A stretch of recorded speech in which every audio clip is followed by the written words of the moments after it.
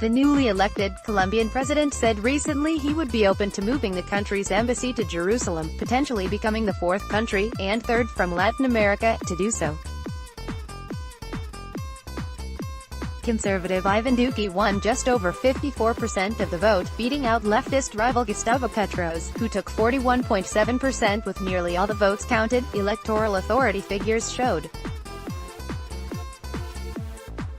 On May 16, Duque said at a campaign event that if elected he would not rule out the possibility of placing the diplomatic seat in Jerusalem. Get the Times of Israel's daily edition by email and never miss our top stories. Free sign up. The comment, made at an event with local churches, garnered cheers and applause at the time. Duque also said he wanted to maintain the best possible relations with the State of Israel. The statement came on the same day Guatemala became the second country to move its embassy to Jerusalem, 2 days after the U.S. A week later, Paraguay became the third country to do so. The comments from Duque garnered a harsh backlash from his opponents on the campaign trail, with most other candidates rejecting the position, according to Colombian news site El Nuevo Siglo. Questioned about his statement days later, Duque clarified to local radio station Caracol that he supported a two-state solution and wanted his eventual government to contribute to peace efforts. Colombia cannot stir up hatred in the Middle East, he said.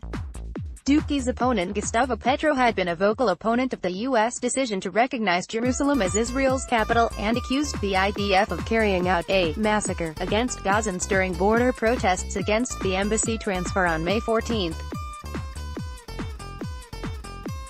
Presidential candidate Gustavo Petro speaks after his defeat by conservative rival Ivan Duque in Colombia's presidential runoff election, in Bogotá, Colombia on June 17, 2018.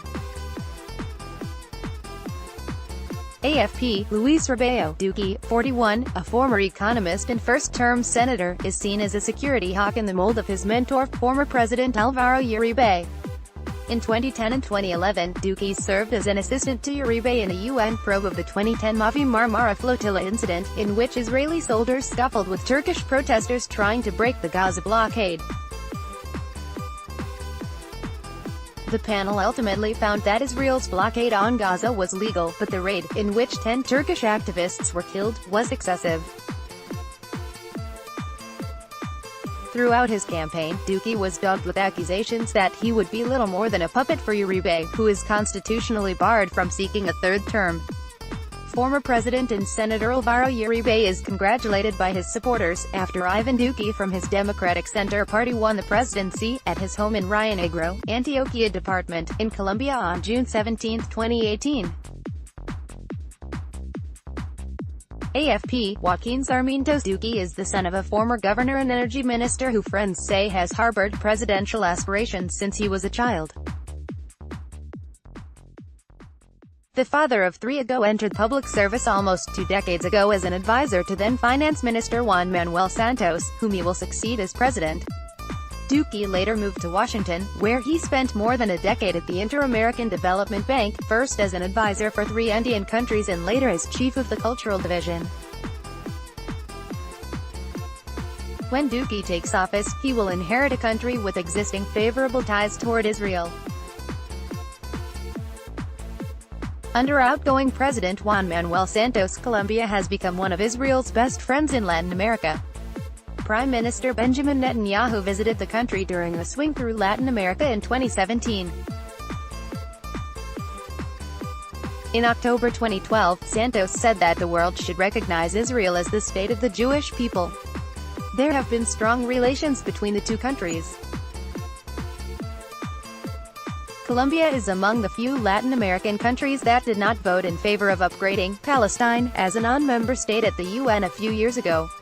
Hebrew University's Ariam Kakovich, an expert on Latin America, said last year.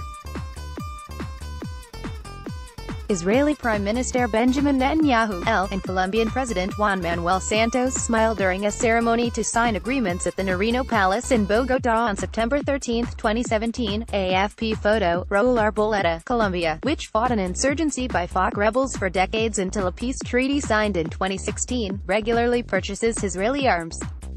Leah Soibel, the founder of Fuente Latina, an organization promoting stronger ties between Israel and Latin America, said last year that relations between the country were ripe for expanding. Colombia has traditionally been Israel's strongest partner in the region regarding military and security ties, she said. During Netanyahu's visit, Foreign Ministry Director Yuval Rotem expressed hopes that Israel could transition its trade relationship with Bogotá into infrastructure projects following the peace deal. There are many projects that the Ministry of Post-Conflict is trying to promote, and we believe that, in a modest way, we can be also a part in this journey, he said at the time. However, with Duque's election, the historic peace with FARC and efforts to integrate the former rebels into society has now been thrown into doubt.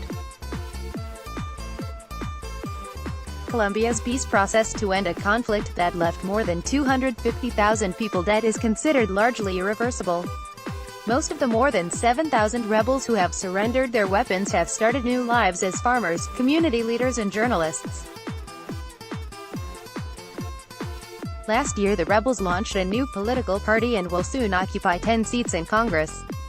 But the accord remains contentious, and Duque pledged throughout his campaign to make changes that would deliver peace with justice. Through constitutional reform or by decree, he could proceed with proposals such as not allowing ex-combatants behind grave human rights abuses to take political office until they have confessed their war crimes and compensated victims.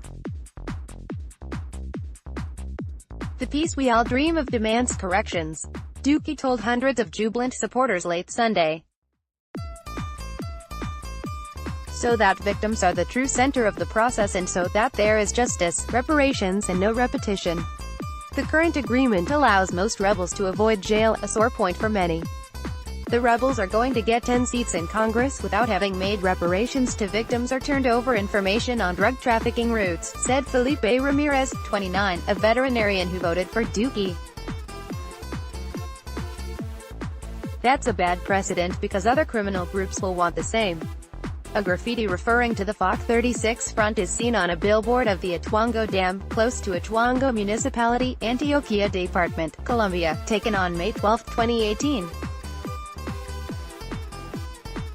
AFP, Joaquin Sarmiento's Duque's detractors warned that his victory could throw an already delicate peace process into disarray. I think it will set up a big constitutional battle, said Cynthia Aronson, director of the Latin America program at the Woodrow Wilson International Center for Scholars. Analysts also saw the possible seeds of a shift left for the conservative country with the success of Petro, the first left-wing candidate to make a runoff in decades. Petro energized young voters and drew millions to public plazas with his fiery speeches vowing to improve the lives of poor, disenfranchised Colombians. And though he failed to catch Duque, his more than 8 million votes marked the biggest ballot box success for a leftist presidential contender yet in a country where leftist politicos have long been stigmatized over fears of potential ties to guerrilla causes. Perhaps as time passes people will be less scared about voting for left-wing politicians, said Jorge Gallego, a professor at Colombia's Rosario University.